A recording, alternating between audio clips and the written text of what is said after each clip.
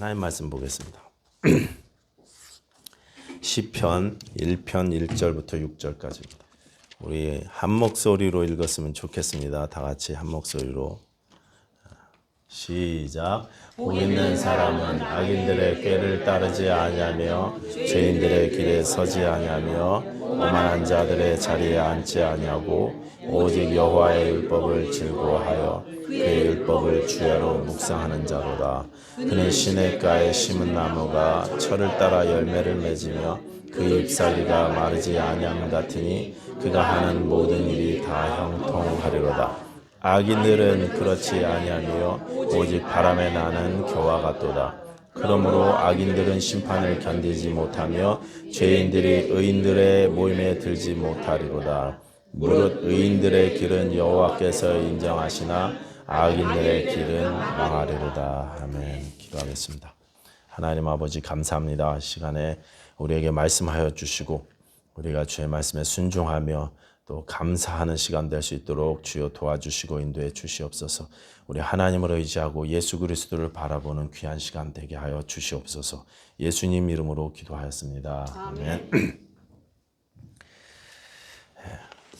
오늘이 시편 1편은 유명한 시편이고 또 많은 분들이 좋아하고 또 암송하기도 합니다.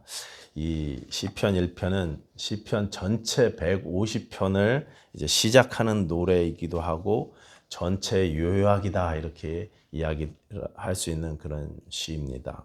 1편이 어떻게 시작하고 있느냐 하면 복 있는 사람은 이렇게 시작하고 있어요. 그렇죠? 1절 보시면 복 있는 사람은 악인들의 꾀를 따르지 아니하며 이렇게 되어 있습니다.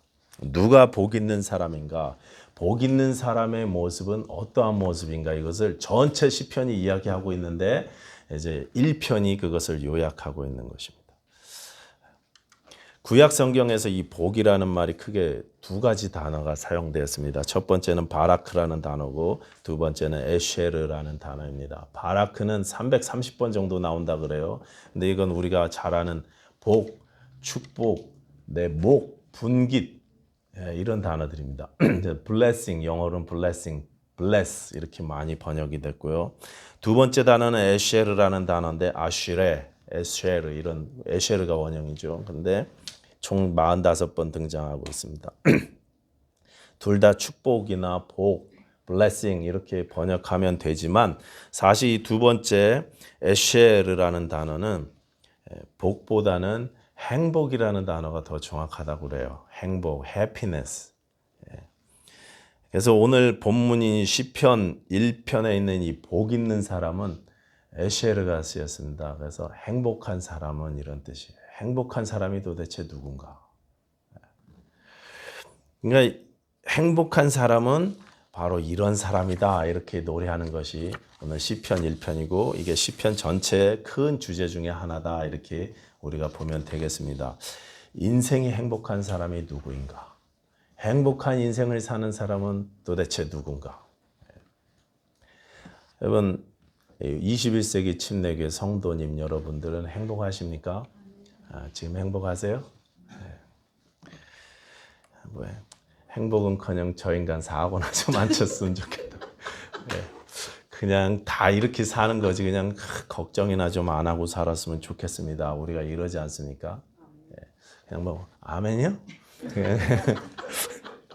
행복은커녕 그냥 다 이렇게 그냥 가는 거 아니겠습니까? 뭐 사는 게 이런 거지. 혹시 이러지 않는지는 모르겠습니다. 어떤 한국의 유명한 인사가 쓴 칼럼을 제가 읽어봤는데요. 그분이 이렇게 말했어요. 행복이라는 것은 불안정하고 영속적이지 않다. 결국 완전한 행복이란 이 세상에 존재하지 않는다. 세상에 유명한 분이 이렇게 쓰신 거예요. 완전한 행복은 존재하지 않는다. 그러면서 이렇게 덧붙이셨습니다. 행복은 스스로가 행복하려고 노력하는 데 달려있다. 어서 오십시오. 행복은 스스로가 행복해지려고 노력하는 데 달려있다. 그렇게 말하고 있습니다. 노력하면 완전한 행복까지는 아니지만 그래도 행복 비슷한 뭔가까지는 우리가 얻을 수 있다. 이렇게 이분이 글을 쓰신 거예요. 여기는 두 가지, 기독교인으로서 우리가 두 가지를 못 받아들이죠. 이분 말씀에 전적으로 동의는 못합니다. 첫 번째, 완전한 행복은 존재하지 않는다는 이분의 생각이 잘못되어 있습니다. 성경적으로요. 성경은 완전하고 온전한 행복이 존재하고 있고 우리가 누릴 수 있다 이렇게 말씀하고 있어요. 너희가 누려야 한다 이렇게 말씀하고 있습니다. 이스라엘이여 너는 행복자로다. 신명기 33장에 나오는 말씀이에요. 너는 행복한 사람이다. 성경은 그렇게 말씀하고 있어요. 완전한 행복을 이야기하는 것입니다. 하나님의 행복을 이야기하는 거예요. 분명히 완전한 행복이 존재합니다. 그리고 두 번째는 행복은 스스로가 행복해지려고 노력하는 데 달려있다. 이 말도 우리가 동의할 수 없죠. 왜냐하면 내가 아무리 노력을 해도 내가 아무리 애를 써도 온전한 행복은 얻을 수 없기 때문에 그렇습니다. 성경에서 말씀하시는 행복은 내가 뭔가를 해서 얻는 게 아니고 내가 어떤 사람이 되는가에 달려 있어요. 내가 뭘 하느냐, 어떻게 노력하느냐 여기에 달려 있는 게 아니고 또 어떤 일이 내게 생겼느냐 여기에 달려 있는 게 아니고 내가 어떤 사람이냐에 달려 있다는 그런 말씀입니다. 내가 어떤 존재인가? 내가 누구인가? 나의 존재에 달려 있는 것이 성경에서 말씀하시는 행복인 것입니다. 자, 이렇게 세상은 알지 못하는 행복, 세상은 구하지 못하는 이 행복을 신자들은 알고 있고 신자들은 누릴 수 있습니다. 신자들은 누려야 한다고 성경이 말씀하고 있습니다. 그런데 저와 여러분이 믿는 신자임에도 불구하고 그 행복을 누리지 못하는 이유가 무엇입니까? 우리가 행복하지 않은 이유가 뭘까요? 삶이 참 행복했으면 좋겠는데 썩 그렇게 행복하지 못한 이유가 무엇이겠습니까? 다른 말로 예수님을 만나면 기쁘고 삶이 즐겁다 그랬는데 신앙생활이 정말 즐겁다 그랬는데 우리가 처음에는 예수 믿었을 때 기뻤었던 것 같은데 시간이 갈수록 점점 기쁨이 사라지고 신앙생활은 정말 억지로 하는 경우도 있고 의무감에서 이렇게 할 때도 있고 말이죠. 왜 나만 이 일을 다 해야 되나? 교회 갔더니 나만 일 시키고 이런 생각할 때도 있다는 것입니다. 기쁨과 행복과는 거리가 먼 신앙생활일 때가 우리에게도 종종 있다는 것입니다. 왜 그럴까요? 분명히 저와 여러분이 예수 그리스도를 통해서 하나님의 자녀로 우리의 신분이 바뀌었습니다. 존재가 행복을 누릴 수 있는 존재로 바뀌었습니다. 행복을 누려야 하는 것이 마땅합니다. 그런데 누리지 못하더라는 거예요. 내가 정말 삶이 기쁜지 내가 정말 행복한지 잘 모르겠어요. 잘 모르겠어요. 사는 게 다 그런 거다. 당연히 이렇게 사는 거지. 나한테 무슨 행복이냐. 이렇게 생각하신다면 여러분 크게 잘못 생각하시는 것입니다. 왜냐하면 하나님께서 우리에게 주셨고 또 누리기를 요구하고 계시기 때문에 그렇습니다. 예레미야서 2장 13절은요 이렇게 말씀하세요. 내 백성이 두 가지 악을 행했다 그러잖아요. 생수의 근원인 나를 버린 것과 그 다음에 자기 스스로 웅덩이를 만들었는데 물을 모으지 못하는 웅덩이를 스스로 만든 것이 악이다 이렇게 말씀하셨어요. 생수의 근원이신 하나님과 떨어졌기 때문에 모으지 못할 것을 내 힘으로 모으다 보니까 그러다 보니까 우리가 행복을 누리지 못한다고 말씀하시는 것입니다. 생수의 근원인 하나님을 버렸기 때문에 물을 모으지 못할 터진 웅덩이를 스스로 만들었기 때문에 우리가 행복에서 점점 멀어진다는 것입니다. 오늘 본문에서는 이 말씀을 시냇가에 심겨진 나무의 모습으로 설명하고 있어요. 우리 3절 다 같이 읽어볼까요? 3절 시작. 그는 시냇가에 심은 나무가 철을 따라 열매를 맺으며 그 잎사귀가 마르지 않으면 같으니 그가 하는 모든 일이 다 형통하리로다. 행복한 사람은 시냇가에 심은 나무 같다 이렇게 이야기하십니다. 시냇가에 심겨져 있습니다. 그래서 시냇물과 항상 연결되어져 있죠. 흐르는 시냇물에 뿌리를 내리고 생수의 근원 되신 하나님을 버리는 게 아니라 하나님과 연결되어져 있습니다. 하나님과 연결되어져 있어요. 내가 스스로 터진 웅덩이를 파서 내 방식대로 만족하려는 것이 아니라 생수의 근원신 하나님과 연결되어서 흐르는 시냇물을 통해서 하나님의 공급하심을 내가 받는 것입니다. 하나님이 주시는 거예요. 내가 받아내는 게 아니고. 이 나무는 철을 따라 열매를 맺는다 그렇게 말씀하고 있죠. 철을 따라 시절을 쫓아 열매를 맺는다는 것은 열매를 맺지 못할 때도 있다는 뜻이겠죠. 열매가 안 맺히는 때도 있습니다. 가뭄이 질 때도 있습니다. 날이 엄청 뜨거울 때도 있고 추울 때도 있습니다. 항상 열매를 맺고 항상 보기 좋지는 않다는 것입니다. 모진 시간, 어려운 시간들을 겪을 때도 있다는 것입니다. 그런데 시냇가에 심겨져 있어요. 생수의 근원이신 하나님과 연결되어져 있습니다. 그래서 행복한 거예요. 삶에 어려움이 있지만 정말 끔찍한 경험돼요. 가끔 원하지 않는 사고, 사건을 경험하기도 하고 몸이 약해지기도 하고 슬픈 일을 당하기도 하지만 생수의 근원이신 하나님과 연결되어져 있기 때문에 행복할 수 있는 것입니다. 근데 우리의 실수가 무엇이냐? 우리는요, 외적인 환경을 봅니다. 나에게 좋은 일이 일어나면 행복해합니다. 나에게 이익되는 일이 생기면 행복이라고 착각합니다. 뭔가 좋은 일이 생기고 좋은 일을 내가 경험하게 되면 행복이라고 생각해요. 근데 그거 아니죠. 다시 한번 말씀드리지만 행복은 내가 뭔가를 해서 얻는 것이 아니고 내게 외적으로 어떤 일이 생겨서 나에게 행복감이 밀려오는 게 아니고 내가 누구인가가 문제입니다. 내가 어디에 연결되어져 있는가? 내 삶의 뿌리가 어디에 연결되어져 있는가? 내가 시냇가에 심겨져서 생수의 근원이신 하나님과 연결되어져 있어야 행복한 삶을 살 수 있습니다. 여러분은 어디에 연결되어져 있습니까? 이 시냇가에 심은 나무도 항상 열매가 열리고 또 항상 성공적인 그런 삶을 살지는 못합니다. 겨울도 지나고요. 심각한 더위도 견뎌야 되고 가뭄의 때를 지나가기도 합니다. 삶의 어려움을 겪습니다. 그런데도 그 잎은 마르지 않는다 그랬어요. 기쁨을 빼앗기지 않습니다. 기쁨을 빼앗기지 않아요. 오히려 가뭄의 때에 더 깊이 뿌리를 내려서 더 깊이 시냇물에 가까이 나아가지 않습니까? 시냇물과 더 가까이 나아갑니다. 삶의 시험이 닥치고 어려움이 닥쳐와도 절대 기쁨을 잃지 않고 오히려 더 하나님을 간구하고 오히려 더 하나님께 나아가려고 하는 것이 예수 그리스도를 더욱더 바라보려고 하는 것이 시냇가에 심겨진 행복한 자의 삶의 모습인 것입니다. 베드로전서 1장 6절에는요 이런 말씀이 있어요. 제가 읽어보겠습니다. 그러므로 너희가 이제 여러 가지 시험으로 말미암아 잠깐 근심하게 되지 않을 수 없으나 오히려 크게 기뻐하는도다 그랬어요. 다시 읽어볼게요. 너희가 이제 여러 가지 시험으로 말미암아 잠깐 근심하게 되지 않을 수 없으나 오히려 크게 기뻐하는도다. 지금 이 베드로전서를 받는 이 성도님들은요 어려움을 당하고 있는 성도님들입니다.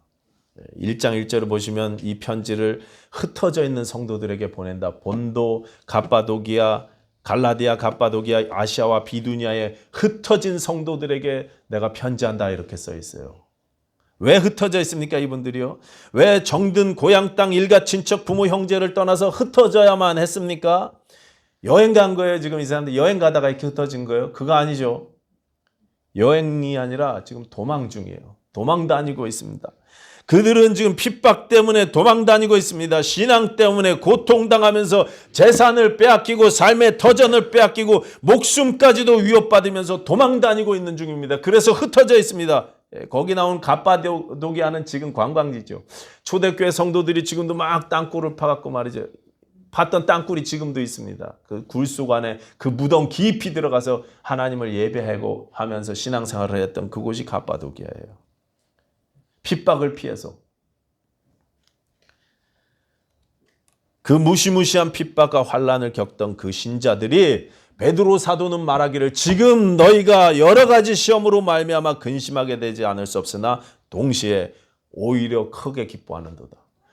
지금 근심할 수밖에 없어요. 너무 힘든 일이 있습니다. 너무 어려운 일들이 있어요. 그러니까 우리가 근심스럽죠. 걱정이 안 될 수가 없죠. 그런데 동시에 걱정과 근심 동시에 기뻐한다 그렇게 말씀하고 있어요. 그것도 크게 기뻐한다. 슬픔과 행복이 공존하고 있습니다. 여러분 환경은 주변 여건을 바라보면 우리가 기뻐할 수 없습니다. 행복할 수 있는 조건이 별로 없는 것 같아요. 슬픈 일들이 자꾸 생깁니다. 어려운 일들을 겪습니다. 재산은 다 빼앗겼죠. 가정이 풍비박산나고 목숨이 왔다 갔다 하고 있기 때문에 행복은 무슨 행복입니까 지금? 기쁨은 무슨 기쁨입니까? 그런데도 그들이 크게 기뻐한다 그러고 있어요. 슬프지만 크게 기뻐한대요. 그들의 삶의 뿌리가 있어야 할 곳에 뿌리 내렸기 때문에 생수의 근원인 하나님과 연결되어져 있기 때문에 그렇습니다. 예수님께서 육체로 계실 때 하나님께 심한 통곡과 기도로 간구하셨습니다. 심한 통곡과 기도로 눈물을 흘리시며 기도하신 주님이셨지만 그때도 여전히 우리 주님은 기쁨을 누리셨습니다. 행복을 누리신 분이셨습니다. 어떻게 그렇습니까? 심한 통곡과 눈물을 흘리면서도 어떻게 온전한 기쁨을 누릴 수 있었는가? 그분이 하나님과 깊이 연결되어져 있었기 때문에 그렇습니다. 하나님과 계속 교제하며 능력을 받으셨기 때문에 우리 주님은 그 참혹한 십자가를 앞두고도 절대로 행복과 기쁨을 빼앗기지 않으셨던 것입니다. 오늘 본문 1절 다시 보십시오. 1절 다 같이 시작. 복 있는 사람은 악인들의 꾀를 따르지 아니하고 죄인들의 서지 아니하며 오만한 자들의 자리에 앉지 아니하고 여기 아니하고 행복한 사람들은 이런 일을 안 한다는 것입니다. 이런 일을 이렇게 안 하는데 그 마지막에 결론처럼 이야기하는 게 여기 자리에 앉지 않는다 이 말 있죠. 여기 자리에 앉는다 그럴 때 앉는다는 표현은요. 근동지방 옛날 표현으로 이 앉는다는 표현은 누구누구에게 속했다 이런 뜻입니다. 죄인들이나 악인들이나 오만한 자들과 속하지 않는다는 것입니다. 그들 그룹에 속하지 않는다는 것입니다. 그들에게 속하지 않았습니다. 소속되지 않았습니다. 내가 누구에게 속했느냐? 내가 누구에게 소속되어져 있느냐? 나를 움직이는 힘이 무엇이냐? 나를 움직이게 하는 분이 누구신가? 그럼 이게 행복의 조건 중에 하나예요. 스스로 한번 점검해 보십시오. 내가 하나님의 사람인가? 나는 과연 하나님께 속해 있는가? 나를 움직이게 하시는 분이 하나님이신가? 하나님께 속한 사람은 2절 말씀과 같습니다. 오직 여호와의 율법을 즐거워하여 그 율법을 주야로 묵상하는 자로다. 하나님의 율법을 즐거워하고 묵상한다 그렇게 말씀하고 있죠. 하나님의 공의와 하나님의 사랑의 말씀, 공의와 사랑을 말씀하시는 율법, 그 율법의 완성이신 예수 그리스도의 십자가를 날마다 주야로 묵상하고 즐거워하는 분들입니다. 이분들이 행복하세요. 하나님이 나를 얼마나 사랑하셨는지 그 아들 예수를 보면서 알 수 있는 사람들, 나를 위하여 독생자를 보내셔서 대신 죽임당하시고 나를 하나님의 자녀 만드신 그 법이 얼마나 위대하고 아름다운지 아는 사람들, 날마다 묵상하고 즐거워하면서 감사할 수 있는 사람들, 그 은혜를 생각하는 사람들이 행복한 사람들인 것입니다. 산상수훈에 보시면은요, 팔복 나와요. 심령이 가난한 자는 복이 있나니 천국이 저희 것이며 애통하는 자는 복이 있나니 저희가 위로를 받을 것이며 쭉 나오지 않습니까? 8가지 나오고 그 다음에 나를 인하여 너희를 핍박하고 거짓으로 너희를 거스려 모든 악한 말을 할 때는 너희에게 복이 있나니. 거기 복이 있나니에 나오는 이 복도요, 아까 말한 그 에쉐르를 번역한 단어입니다. 행복하나니 이런 뜻이에요. 그러니까 심령이 가난한 자는 행복하다 이렇게 말씀하십니다. 애통하는 자는 행복하다. 온유한 자는 행복하다. 의에 줄이고 목마른 자는 행복하다. 긍휼히 여기는 자는 행복하다. 마음이 청결한 자는 행복하다. 화평케 하는 자는 행복하다. 의를 위하여 핍박을 받는 자는 행복하다. 이게 우리 예수님 말씀이세요. 다 행복입니다. 그리고 예수님께서 그들이 왜 행복한지를 말씀하시면서 제일 처음 1복과 제일 마지막 8복에 이렇게 말씀하십니다. 천국이 그들의 것이며 천국이 우리의 것이기 때문에 행복할 수 있습니다. 베드로전서 1장에 나오시는 그분들은요, 선국의 소망, 산 소망을 가지고 있기 때문에 행복합니다. 이 세상의 모든 고초와 어려움들, 끔찍한 아픔들을 겪었지만 새 소망 되시는, 산 소망 되시는 예수를 우리가 갖고 있기 때문에, 천국의 소망이 우리에게 있기 때문에 우리가 행복하다 그렇게 말씀하고 있습니다. 그들이 하나님께 뿌리를 내리고 하나님으로부터 오는 생명을 공급받기 때문에 행복하다는 것입니다.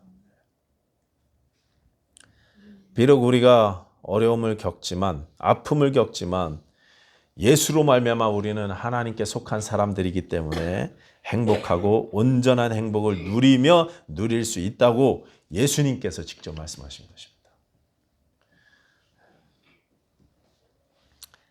마태복음 6장 33절에서 예수님이 이렇게 말씀하셨죠. 너희는 먼저 그의 나라와 그의 의를 구하라. 그리하면 이 모든 것을 너희에게 더하시리라. 여러분, 우리가 행복해져야 된다고 해서 행복해야지 행복을 먼저 추구하면은요 절대 행복해질 수 없습니다. 절대 행복해질 수 없어요. 근데 내가 먼저 하나님 나라와 그의 의를 구하면 모든 것을 더하신다고 말씀하셨으니 모든 것을 얻을 수 있어요. 행복해지기 위해서 행복을 추구하는 게 아니라 먼저 의를 구해야 돼요. 하나님 나라와 그의 의를 구해야 합니다. 그러면 주님께서 채워주시는 것입니다. 행복은 내가 얻는 게 아니라, 내가 구하는 게 아니라 하나님이 주시는 것입니다. 귀한 것을요, 의를 통해서 얻어야 되지 않겠습니까? 행복해지겠다고 불의하게 다른 사람 피눈물 흘리게 해서 그게 참된 행복이겠습니까? 내가 행복해져야지 해갖고 다른 사람 돈 사기쳐서 모으면 그럼 내가 진짜 행복할까요? 성경이 말씀하시는 행복은 그런 행복이 아니에요.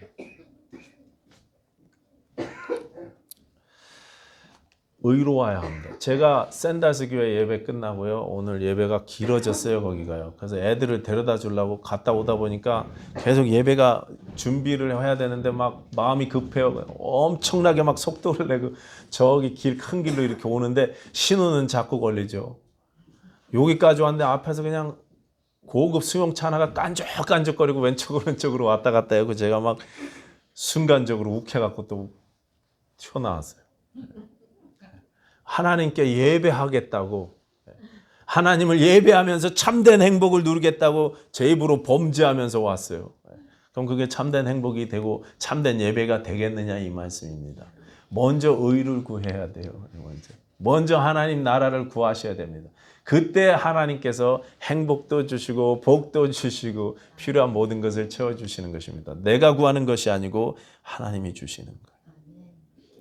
먼저 나의 의 되시는 예수, 내 행복의 근원 되시는 예수 그리스도를 구해야 그때 이 모든 것을 우리에게 더해 주시는 줄을 믿습니다. 이 말씀은 곧 먼저라 그랬기 때문에 우선순위 이야기하는 거 아니겠습니까? 삶의 우선순위 말씀하시는 것입니다. 우리의 삶의 우선순위가 최우선순위가 하나님 나라와 그의 의를 구하는 것이어야 그래야 우리가 참된 복을 누릴 수 있다는 것입니다. 나는 내 행복한 결혼 생활이 최우선순위입니다. 그렇게 하면 여러분 결혼 생활도 행복하게 못 얻으시고 의도 얻을 수 없습니다. 나는 의가 하나님의 나라가 최우선순위입니다. 그러면 하나님 나라도 얻으시고 행복한 결혼 생활도 얻는 거예요. 나는 내 행복을 위해서 사업이 최고 우선순위입니다. 나는 내 행복을 위해서 내 자녀가 잘 되는 것, 내 자녀 교육이 최우선순위입니다. 그거는 불가능하다니까요. 그렇게 우선순위를 잡으시면 행복은커녕 정말 중요한 것들 다 놓치는 거예요. 하나님의 나라와 그의 의를 구하는 것, 이게 가장 우선인 삶이 되어야 합니다. 그래서 나를 사랑하신 은혜의 말씀이 깊이 내 삶 가운데 뿌리를 내려서 그 은혜를 늘 묵상하고 감사하는 삶, 그게 우선이 될 때 이 모든 것들을 내가 누릴 수 있게 될 것입니다. 보통 시편 1편하고 시편 2편은요 같은 시로 간주되죠. 1편하고 2편을 한 시로 간주하기도 해요. 그래서 시편 1편 1절에서 복 있는 사람은 이렇게 시작하고요. 시편 2편 맨 마지막에 보시면 이렇게 돼 있어요. 여호와께 피하는 모든 사람들은 다 복이 있도다. 시작을 복 있는 사람은 이런 사람입니다 하면서 쭉 설명하고 마지막에 결론 내리기를 행복한 사람은 여호와께 피할 줄 아는 사람입니다. 이렇게 이야기해요. 누가 행복한 사람입니까? 하나님께 피할 줄 아는 사람. 하나님 말씀에 깊이 뿌리 내리고 그 말씀을 붙잡고 살면서 하나님께로 피할 줄 아는 사람, 그 사람이 행복한 사람이다. 이렇게 말씀하고 있습니다. 여러분과 여러분 자신과 하나님과의 관계를 한번 점검해 보십시오. 내가 정말 하나님 말씀을 사모하는가? 생수의 근원 되신 하나님과 깊이 교제하고 있는가?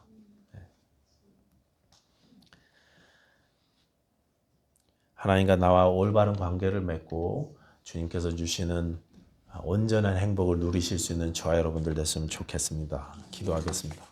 아버지 하나님 감사합니다. 우리에게 온갖 좋은 것들을 주시고 이 좋은 것들을 누릴 수 있게 해주셨는데 그 모든 것 위에 더해서 먼저 그의 나라와 그의 의를 구하라고 하셨으니 하나님 이제 주님을 바라보며 하나님의 은혜와 의를 먼저 구하는 자들의 삶을 살게 하여 주시옵소서. 하나님 나라를 먼저 구하는 삶을 살게 해 주시옵소서. 그래서 주님께서 허락하신 이 모든 좋은 것들 인생 가운데 허락하신 너무나 귀한 이 행복을 우리가 누릴 수 있도록 도와주시옵소서. 우리 21세기 침례교회 존 계신 성도님들을 축복하여 주시옵소서. 예수님 이름으로 기도하였습니다. 아멘.